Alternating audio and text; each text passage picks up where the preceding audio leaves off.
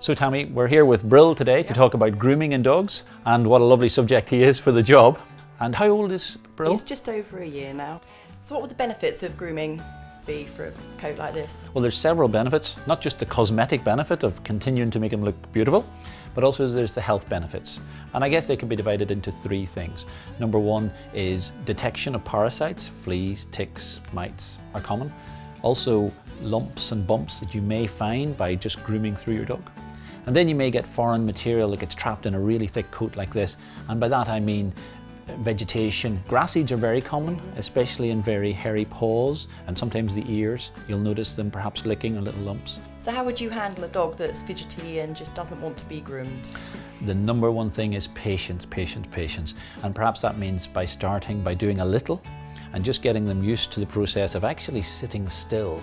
So the instruments you'll need, we start with a pin brush, which is gentle and it doesn't tug the hair too much. And then you can go in reverse and actually try and put it into little sections and groom it through. And then you can go to a wider tooth comb, which allows you, when you get down to the base, of actually just bringing that out.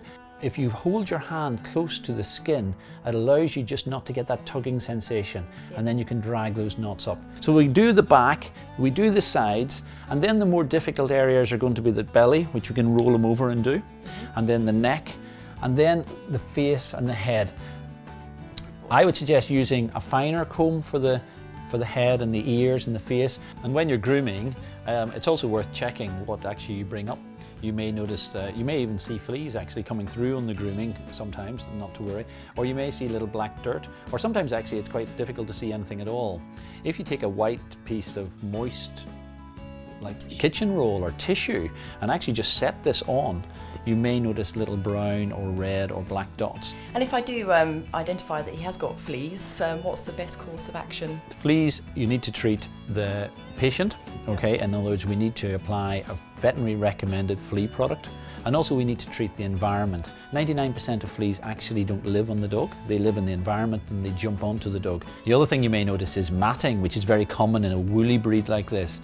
And matting can be uncomfortable because it sort of clogs and tats and just tugs the hair at the skin level, which can be uncomfortable.